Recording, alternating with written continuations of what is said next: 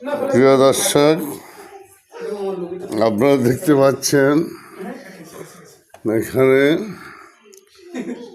সব শীতের পিঠা। পিঠাগুলো দেখতে খুব সুন্দর, খাইতেও ভালো হবে। আপনাদের বাড়ি দেখি এখন শীতের পিঠা তৈরি হইতেছে। যদি না হয় সবাই আমাদের বাড়িতে চলে আসুন। এখানে অনেক পিঠা আছে, সবাই মিলে খাবো, অনেক মজা হবে।